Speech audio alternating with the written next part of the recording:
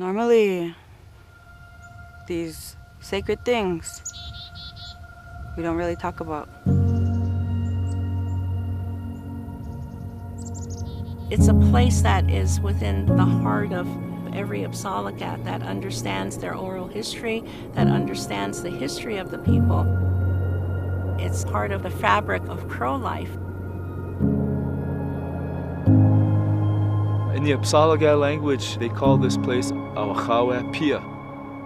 Awakawe means mountain, and Pia, some people say ominous, some people say angry.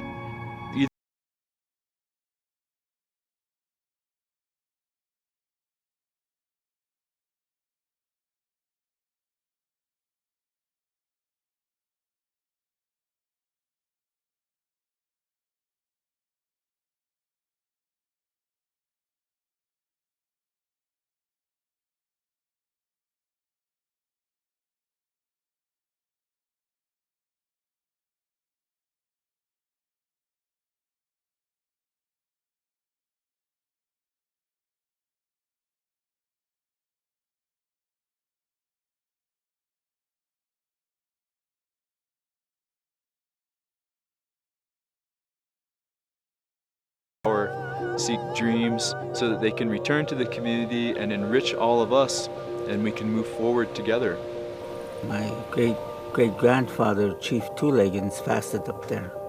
A lot of the great leaders, the chiefs, they fasted up there.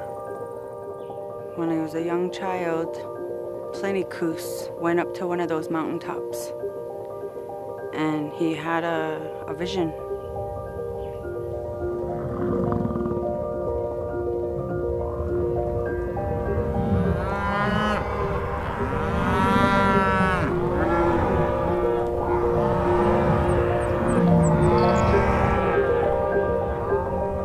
Apsaalooke came here, he was just following a long tradition that had begun.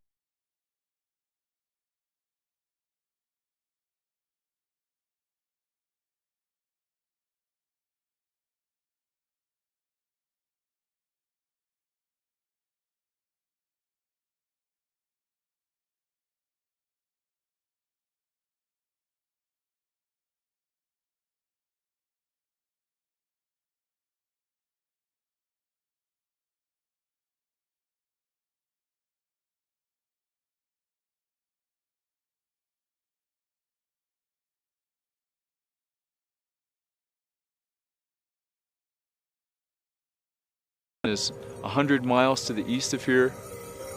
If we want to be here in 500 years, we're going to have this connection.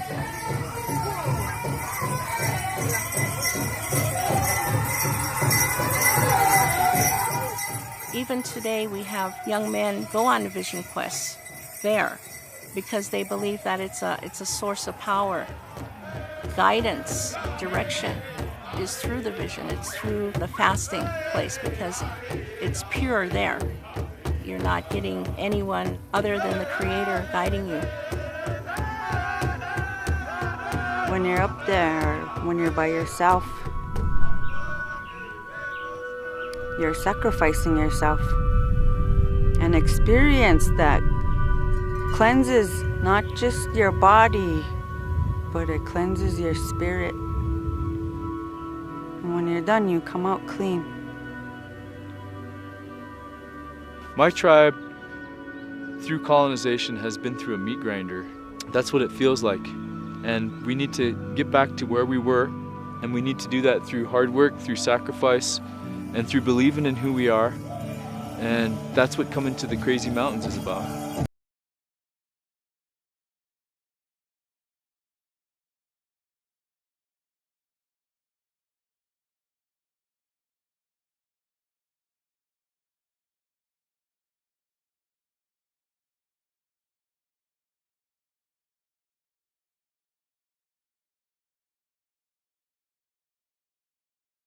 I have a 9-month-old, and this is her first time coming up in here. As soon as we started getting closer, she started singing and laughing, and it's a whole different feeling. You can see it in their face. She feels something here. It's not something that is understood in the mind, it's something that's understood in the heart. That's how we awaken our children to becoming Apsaalooke, for them to feel in their hearts that this connection is not only to each other, but it's the very ground that we stand on. When we look to that mountain, we see its spiritual strength. And it would be nice if it was just left untouched, not exploited, just left alone.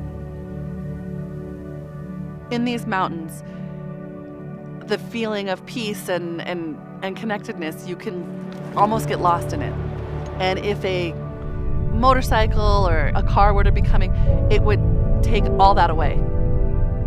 Use of motorized access in the higher elevations is going to change the landscape, and that'll trickle down on the mountain as well. And I don't think the power of these mountains would be felt anymore. The dream is that this place can be what it once was, a place for us to find out who we are. And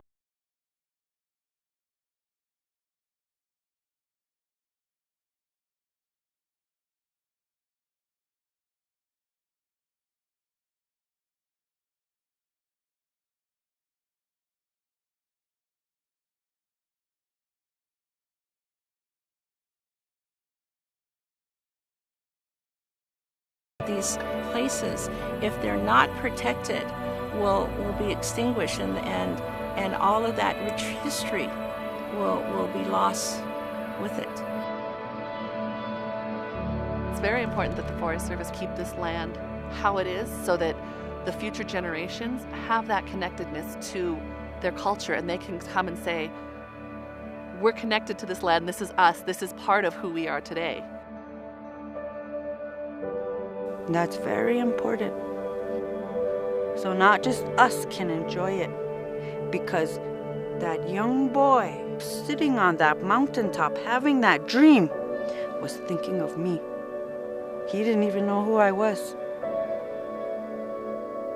And that's how we need to be.